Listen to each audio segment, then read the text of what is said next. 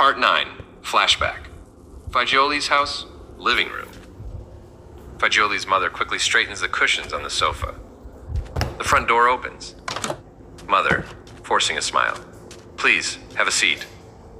Fagioli's teacher, a woman in her 50s with a sympathetic but exasperated air, enters and sits on the edge of an armchair. Teacher, in a diplomatic tone. Ma'am, I'm sorry to disturb you like this, but I think it's better to talk in person. The mother sits facing her, already sensing the matter is serious. Teacher, taking a breath. Today, your son, he dug up the school garden. The mother's eyes widen. Mother, he did what? Teacher. He went out into the yard during recess, took one of the hoes from the environmental science lab, and started tilling the soil, right under the principal's office window. Pause. The mother brings a hand to her forehead. Teacher.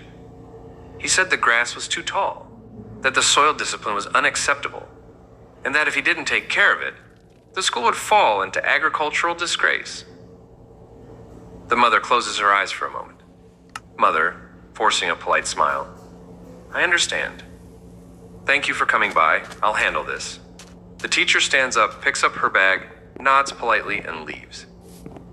As soon as the door closes, Mother, shouting toward the stairs, Fagioli, come here right now. Fagioli appears at the top of the stairs, looking innocent but rigid, like at attention. Mother, exasperated tone. Can you explain why you dug up the school garden? Fagioli remains still. Then, with a serious, flat voice, he simply says, Fagioli, it was necessary. The mother shakes her head, turns towards Grandma, who has meanwhile appeared in the kitchen doorway, holding a dish towel. Mother, Mom, do you realize? He's driving me crazy.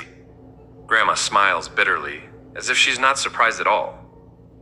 Grandma, nostalgic tone?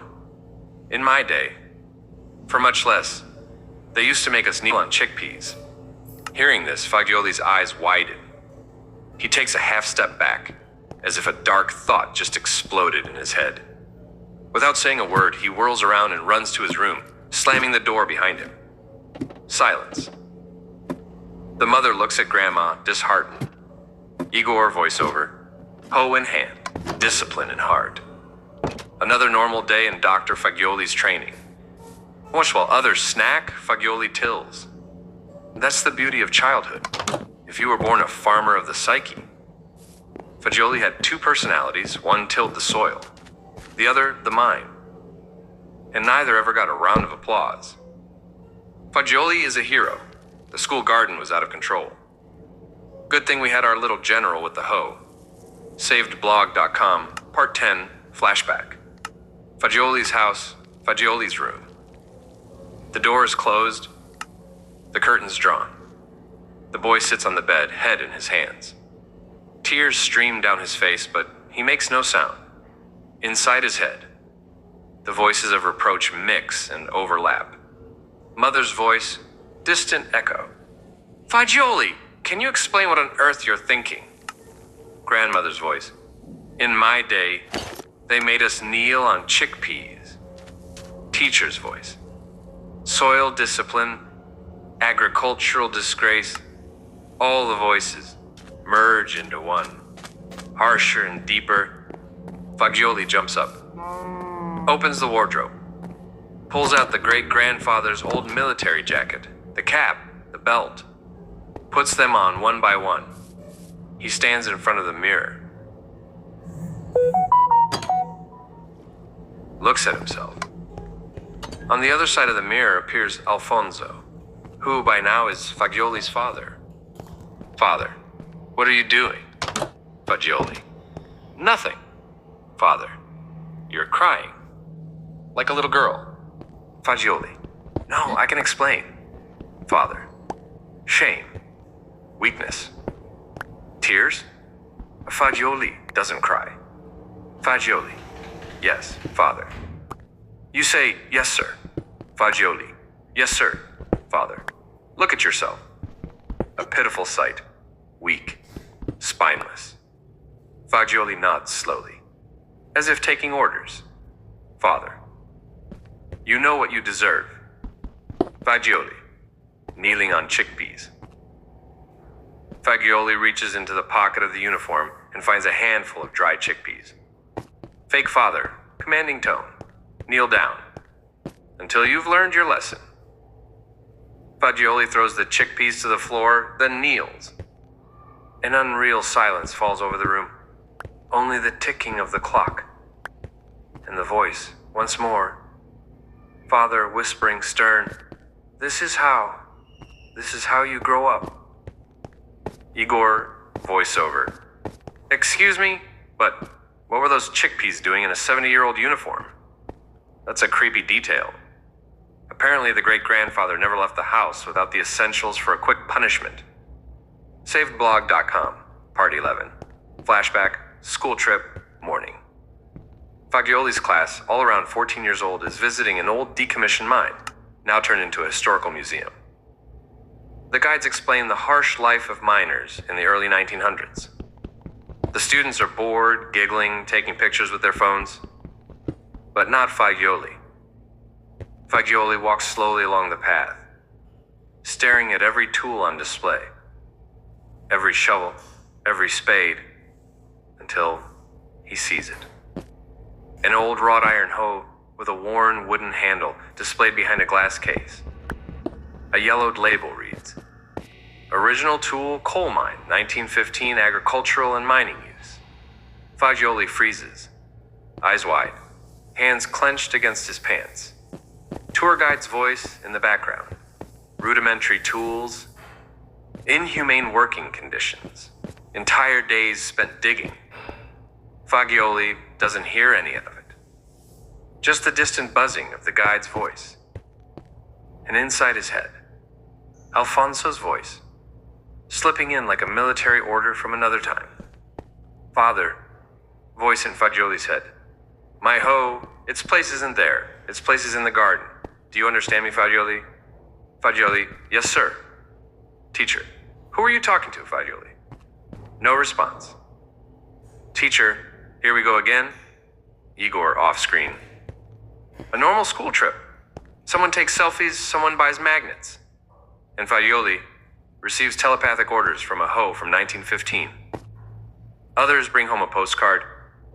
Fagioli brings home an agricultural hallucination. Some hear ghosts in castles. Fagioli heard them in museum display cases, and always coming from gardening tools. SavedBlog.com, Part 12, Flashback. Fagioli's house, Fagioli's room, night. Fagioli lies awake on the bed. Father, get up, Fagioli. Fagioli jumps up, opens the wardrobe, puts on his great-grandfather's military jacket, stands before the mirror, and begins speaking in the voice of his father, Alfonso. Father, today is an important day, son. Fagioli, why, sir? Father, that hoe, it's not just a tool. Fagioli, no, sir. Father, no, that hoe was given to me by my father, and to my father by his father. It's the Fagioli legacy passed from father to son, from generation to generation. Fagioli, I understand, sir. Father, but the enemies have taken what is ours and put it on display in a museum. Fagioli, yes, sir, Father. A museum, a place for intellectuals, weaklings, full of empty words, an insult to the Fagioli tradition. Fagioli, yes, sir, Father. But today your moment has come. To be a hero and fulfill your duty to our family, the hoe. Take it from there and bring it to me. Then it will be yours, with the passing of generations. And one day you will give it to your son, as I have given to you. Fagioli, retrieve the hoe. Yes, sir. Father, do not fail. Do not dishonor us, Fagioli. Fagioli, I will not fail, sir. While everyone sleeps, Fagioli marches out of the house, dressed in his great-grandfather's uniform.